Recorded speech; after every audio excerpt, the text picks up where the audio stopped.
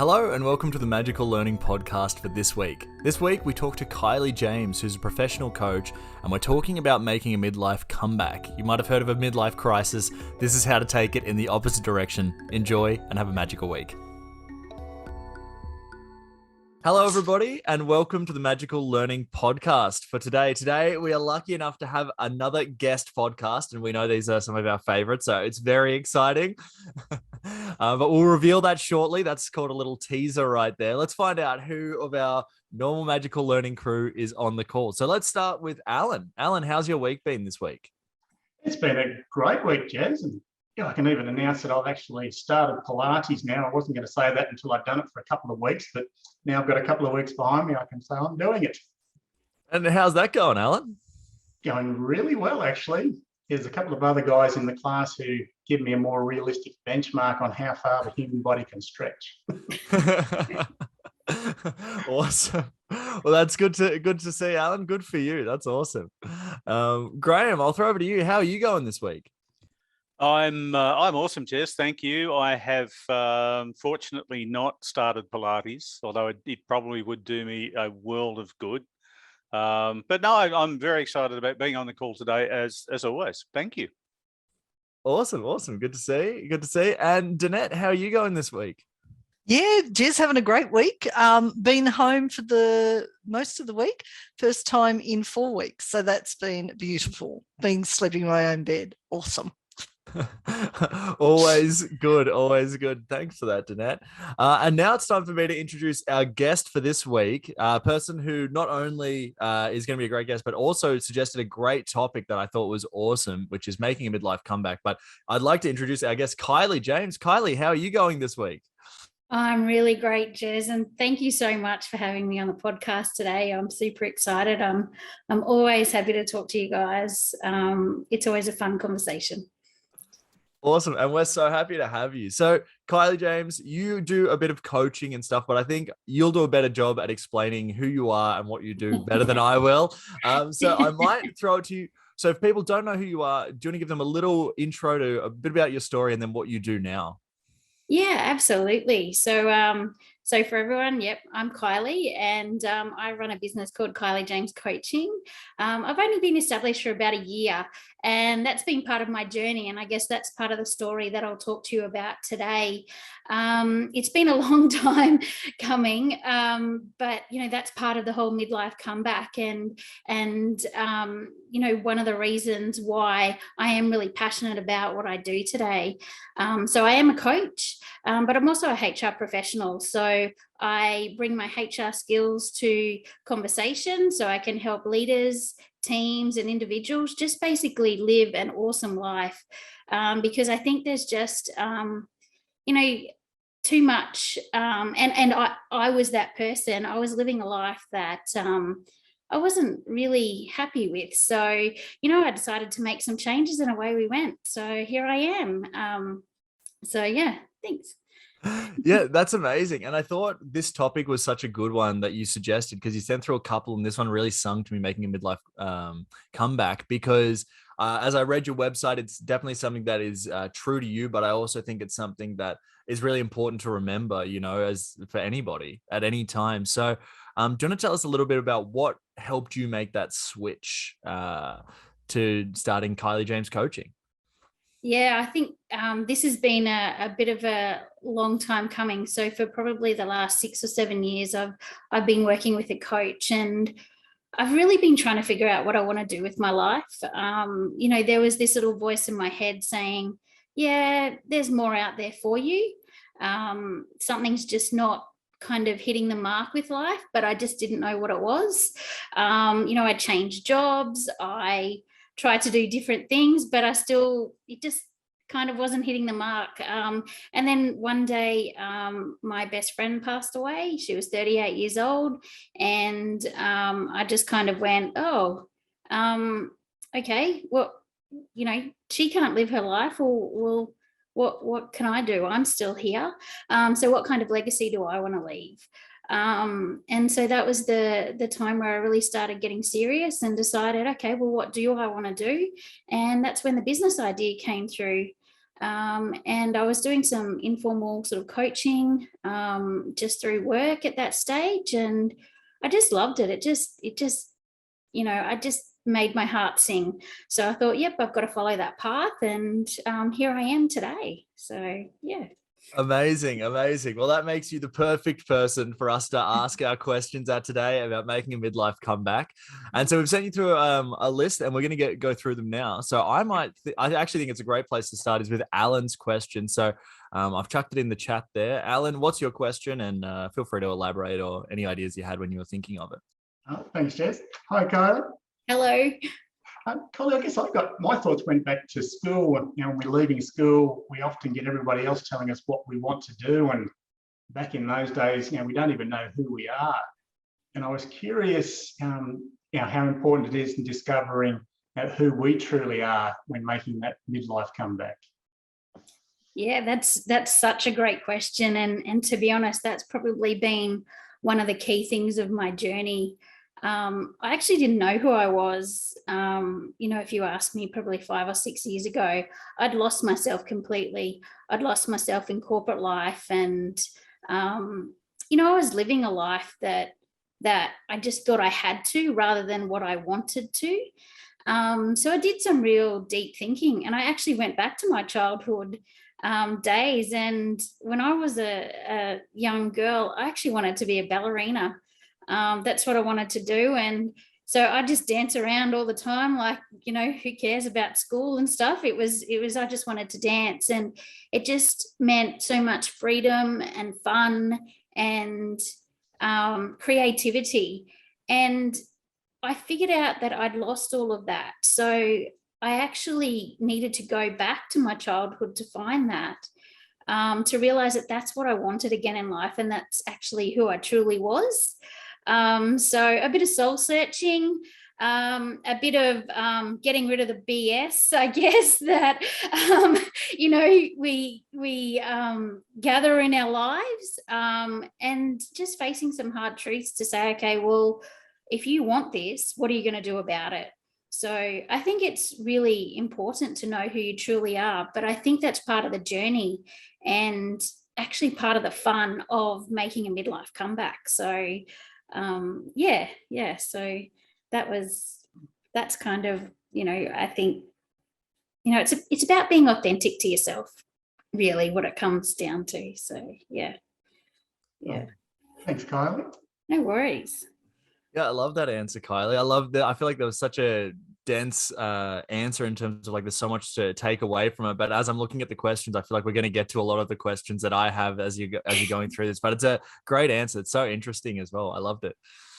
Awesome. Well, I might throw to Danette now. Danette, you've got a question here. That was one of the questions I was kind of thinking as well while Nice. Kylie was even saying, so it's perfect.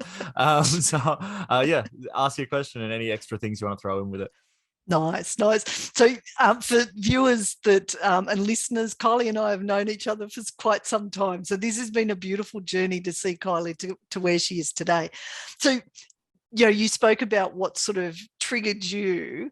What could be some other reasons why people are starting to think about this midlife comeback, and what might be some signs that, it's possibly time for me to make some changes?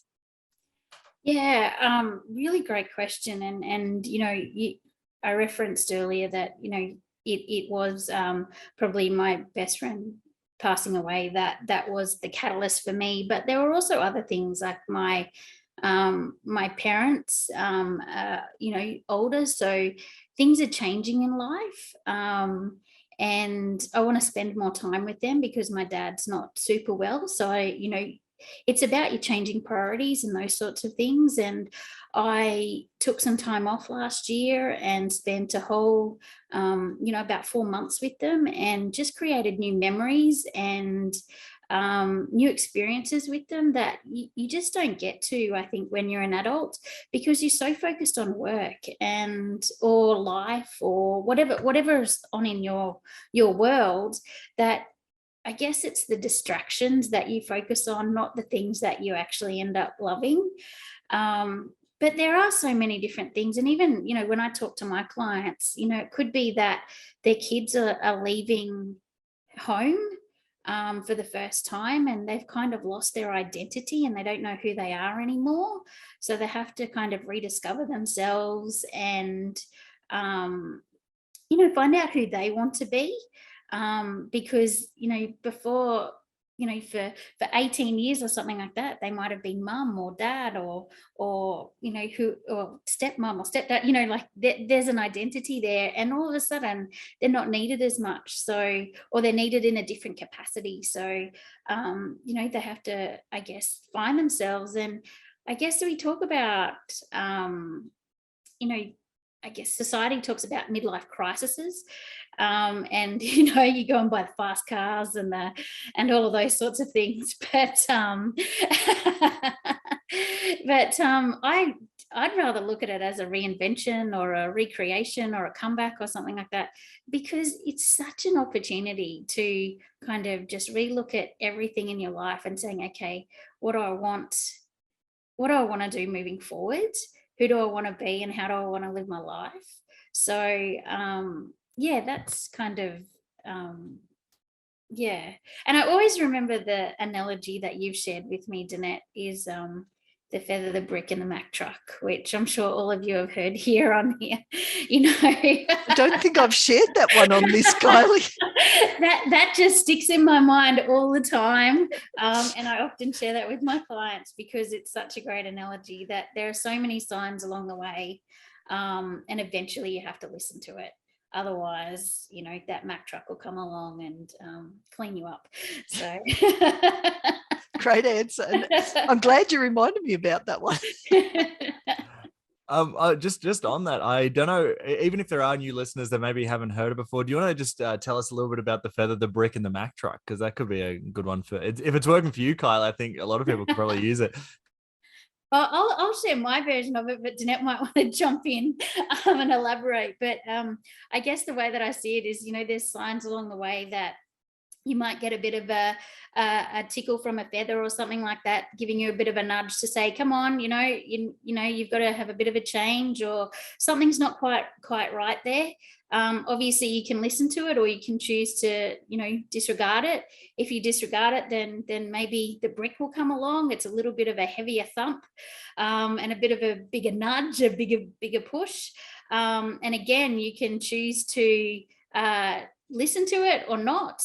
And if you don't, then the Mack truck comes along, and it's obviously a much bigger crash, maybe, rather than even a nudge.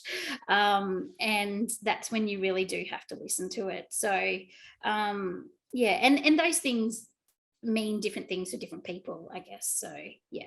And you did that spot on, Kylie. That was awesome.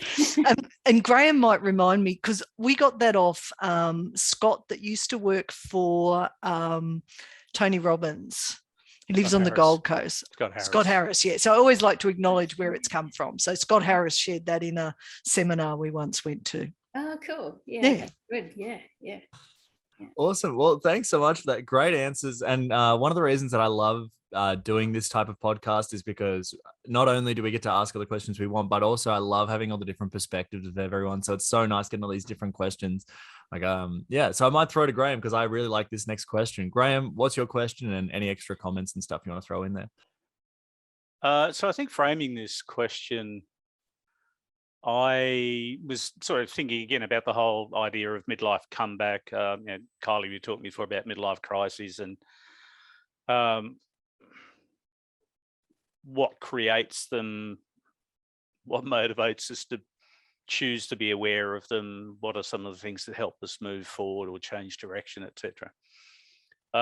And some of my experiences as a coach and as a coachee have been, and actually just as a human being, sometimes you have a conversation. It's just that one conversation, whether you're directly involved in it or whether you are an observer or just a listener, part of the audience. And it's just something that's said, something you hear, something you read, that is just exactly the right thing at exactly the right time. And it literally lights the fire, and it's like, okay, bang. So I was curious, in that sort of context, I'm just curious about, what is the best or the most memorable piece of advice that you can remember hearing or receiving about this idea of midlife comeback or midlife re-exploration or reinvention of ourselves? Yeah, I thought this was a really awesome question, Grahame. When Thank you. I That's saw because it. it's true. So, yeah, kudos to you. I actually had a list of different things, and I thought, no, narrow it down to one thing, Kylie. Focus. And I think the best advice that I got was stop living a life that you're trying to impress others with. Because I was actually living my life for other people, not for myself. And once that kind of light bulb moment happened, I thought, I got to do something about this. And, then other advice followed, like trust the process, stay the course, trust your gut. And also you're not alone, ask for help. So I guess, those other pieces of advice came off the back of this one, that, actually stand in your own life and live it the way that you want to live it. I realized I was such a people pleaser, and I was pleasing everybody else except for myself. And I was a perfectionist as well. So, I wasn't starting things because I was trying to make everything perfect. So I was trying to control far too much. So, that was probably my number one advice. And just a lot of other stuff flowed from that. As you said, it's just every day I just learned something new about myself, and about other people around me as well. So Yeah, Nice. Thanks, Kylie. That's awesome, Kylie. I love that. And I love that you narrowed it down, because I think all the stuff that you've been saying is so interesting. Like you definitely didn't have to. That was really cool. But so thank you for that. I've also realized that my question and Danette's last question are quite similar. So I thought I might just mix something up a little bit. And I just kind of want to touch on something you were talking about a little bit before. And then I'll let Danette ask the question, because I think her phrasing was even better anyway. So I guess I just wanted to talk a little bit. You're saying that you moved, you sort of, once this was triggered that you realized you wanted to do something different, you wanted to look back at your childhood and look at the joy. I was just wondering if you could elaborate a little bit more on what's changed between your old job and this new job, and I guess through a lens of like joy, or what new things are you finding through coaching that's changed since your old job? Yeah, so probably to put some context around it, 3 months ago, almost 3 months ago, I resigned from my career of 20 years in the public service. And that was a really tough decision, because my identity was all around that. And you're working for somebody else. So your identity is actually about that organization, not necessarily about you. You're given work. You're working within a structure. Now that I'm working on my own, it's the one word that always springs to mind when people ask me this question is freedom. I got freedom back, and I don't mean any disrespect to my career, my 20-year career. It's just that what freedom has given me is back to those childhood days of creativity, of thinking outside the square, of doing things different. I don't work 9 to 5. I work the hours that suit my lifestyle.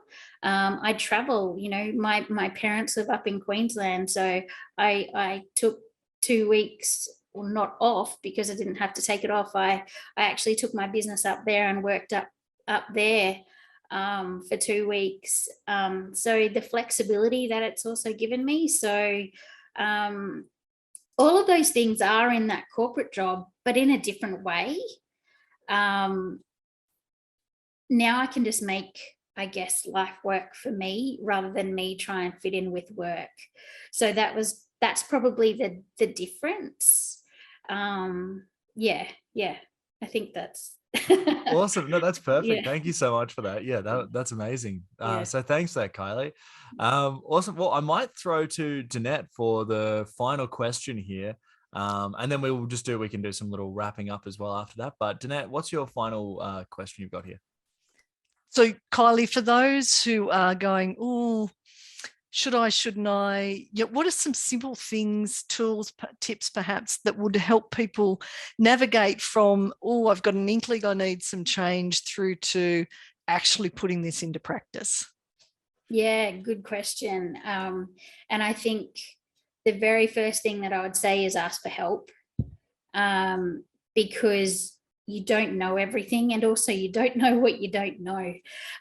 So yeah, ask for help. And that's where I have an amazing support team of friends, coaches, mentors that I lean into, that I have leaned into and will continue to lean into, because they just give you a different perspective, and just kind of guide you through what's happening, because maybe they've been there, they've done that, but also maybe they're just seeing it from a different lens. So, you know, they can help you get your ego out of the way.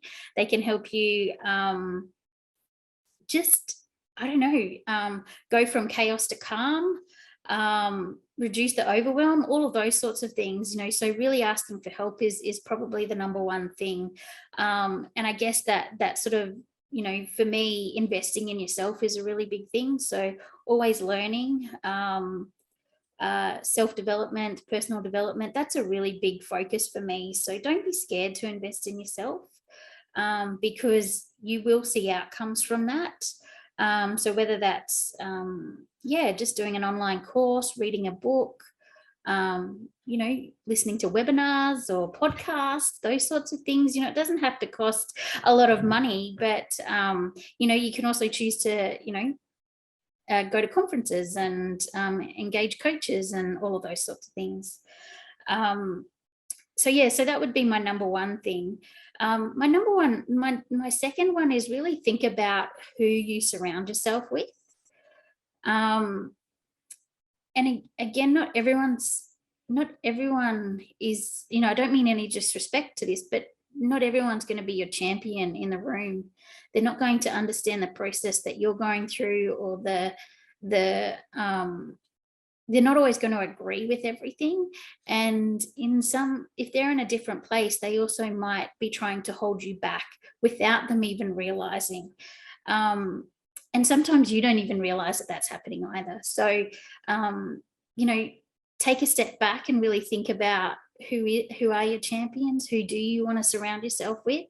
Join a mentoring group, or you know, just surround yourself with like-minded people, I guess, who will be able to lift you up when you need it, and you can do the same to them as well. So it's that kind of two-way relationship.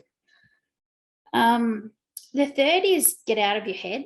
I used to sit in my head all the time, and can do all the time, and you know, I think overthinking is a really big thing I used to do, and still do, to be honest. I just catch myself better now. So journaling, meditating, those sorts of things, you know, going for a walk, keeps you calm, but it does keep you out of your head. So I think that's really important to do. And the final thing is gratitude. I think we focus on what we don't have, or we can focus on what we don't have versus what we do have. We forget that there are so many awesome things that are in our lives. You know, for me to make a comeback, or what I call my comeback, I didn't have a crappy life. I didn't have a crappy job. You know, I didn't have a crappy family, nothing like that. I just wanted more out of life. So I had to be thankful for what I had, and show that gratitude, and then think about, well, what else can I bring in? So I think it's important to have that practice as well. So yeah, I think they're pretty simple things to do, but they do take time. But for me, that's where I like my energy to go nowadays. So yeah. Awesome. I love Great that. answer. Yeah. Thanks for that, Kylie. Well, this has been a great podcast. You've given us so much great stuff. I've loved so much of that. I really love the insight of looking back to what you loved as a child as something as a way to sort of redirect yourself. I love that. But I might just go around and get some final thoughts from people. And if you have any sort of last quick questions, I think also we can probably do something nice and easy. But I might start with you, Alan. Just some final thoughts on making a midlife comeback and today's chat. Oh, thank you so much, Kylie. The one thing you said that I really felt was stop living our life for somebody else. And that sort of left me thinking, well, where do I go from there? Because to do something else kind of felt selfish. And I really relate to what you say about hanging around the right type of people who are going to encourage us to live that life for ourselves rather than trying to drag us back to where we are or to where we were. So thank you so much, Kylie. Yeah, no problems. Thank you. Awesome. Thanks for that, Alan. I love that. Grahame, I'll throw to you. Any final thoughts or on the topic of making a midlife comeback or anything you want to sort of add? Wow, there's so much to unpack. So just a great opportunity to have a conversation with you about this, Kylie. So thank you. We could spend a day easy, I think, just exploring some more of this. A couple of things that really resonated for me. One was you don't have to do it alone. You're not alone. Ask for help.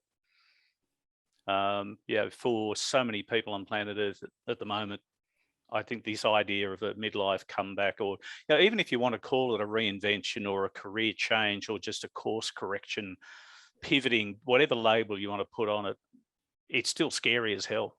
Yeah. And I had a conversation with someone this morning with a friend who's been working for the same organization for 16 years. And in the last 12 months, it has changed massively. So it just doesn't feel like it used to. Relatively simple things like consciously thinking about maybe I'm going to go and work somewhere else is also potentially huge. So I love the idea of asking for help. One of the best things we can ever do. And the other thing I wanted to pick up on was the flip side of you wanting more from your life is that you then get to give more, which I think is phenomenal. So, because we can get caught up in this whole thing about wanting more out of life is all about me. It's all about me. But the reality is, and certainly for you, is that in looking for more in your life, you then have more to be able to give and to be able to share with others, which I think is just brilliant. Yeah, 100%. And that's the reason why I started my business was, all the experiences that I've had, how can I help other people navigate that? And it is about taking what you've learned and passing that on and sharing it with others. I think it's a beautiful thing to do. Agreed, 100%. Yeah. Awesome, thank you. Thanks, Grahame. Awesome. And even Grahame, I just wanted to touch on, I love that idea of that person saying they just felt something changed. I feel like it kind of, I think that's also something that was being mentioned, but listening to yourself a little bit as well seems like an important part of this. So I like that. Definitely. Cool. All right, Danette, final thoughts on making a midlife comeback and just the chat in general. So what a great chat. And I've gone on this journey with Kylie because we've known each other for a long time. So Kylie is the epitome of what she's preaching. So I love that, to see where you've come from, Kylie, kudos to you to get to here. And that path isn't always a straight line path for people. But if you follow your joy, if you follow what's important to you, as Grahame said, then you bring that to others as well. So I just wanted to acknowledge how much work you've put in and so proud of you and what you've achieved. So this is awesome. Great to have you on the podcast today.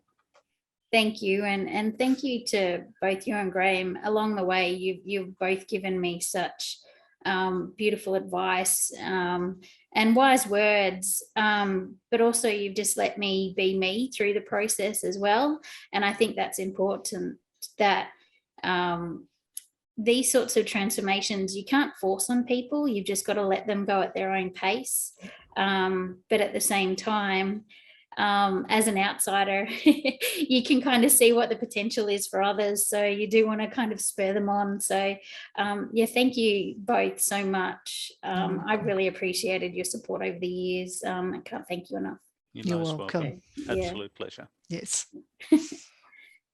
Awesome. Well, before we do the final wrap-ups, Kylie, I did want to just get some final thoughts from you on just in general making a midlife comeback. It's been a great chat, and I just wanted to thank you so much for that. But I did want to get some final thoughts if you've got any. If I had 2 words, I'd say do it. But I know it's easier said than done. You know, if there's a niggle, if there's something in your you know, inside you telling you that something needs to change, follow those breadcrumbs, you know, and find out. Just keep being curious, keep asking questions of yourself, ask for help, and eventually you'll get there. It might take you, you know, a couple of months, a couple of years, but eventually you will. And as Danette said, just keep following the joy, because that's actually what will get you there. So it's been amazing. And if you want to read more about my story as well, I've also put out I was a co-author in a book, and it tells you the story about my childhood, I guess, or my, you know, how I've gotten to where I've gotten to. So I probably just expands on what we've talked about today a little bit more. And the title is called Rediscovering the Girl in the Yellow Tutu, because it is all about me finding that girl who was dancing around when she was 6-7 years old. So, you know, I always say that everyone's got a girl in a yellow tutu somewhere. They're just hiding. So go find them. So, yeah. Awesome. Or their version of the girl in the yellow tutu. Awesome. Well, thank you so much, Kylie. I'll put a link to that in the podcast description. So if you're looking for that, you can just jump in the description and find that. Also, if you want to find out more about Kylie, you can go to kyliejames.com.au, and you can also follow Kylie on all social medias at Kylie James Coaching. Is there anything else where people can find you? Anywhere else? Anything else you want to let people listening to this know? Yeah, I am. I'm starting a community called Your Midlife Comeback. You can follow me on Instagram and Facebook. It's the very start of a journey for me on this. I'm still developing and designing what it looks like, but I have so many ideas. But definitely, you know, coaching will be part of that, potentially some retreats, and some, you know, potentially even a membership or something like that, so people can come together and have conversations around what it means to have a midlife comeback, and get the help, because sometimes you just don't know where to go. So if I can provide a community that helps people to start that journey, yeah, that's kind of where my heart sort of lies at the moment. So yeah. So yeah. Awesome. Thank you so much, Kylie. And I want to thank also Alan, Grahame, and Danette for being on the call. Great stuff, great insights, great questions, all much better than what I could have produced. So I love that. So thank you all for being awesome again. As always, you can listen to this every week. And I'm also uploading these as video podcasts now. We're lucky enough to be in the group that is allowed to do it. So you can come watch this later in the week. But otherwise, I just want to thank you so much, Kylie, for being a guest on the Magical Learning Podcast. We've loved having you, and we'll have you back on at some point, I'm sure. Yeah, absolutely. I'd love to. And thank you very much for letting me come on. Thanks, Kylie. Awesome. Thanks, Kylie. Thanks, Alan. Thanks, Jez. Thanks, Grahame. That's all right. Thanks, everyone. And as always, everybody, have a magical week.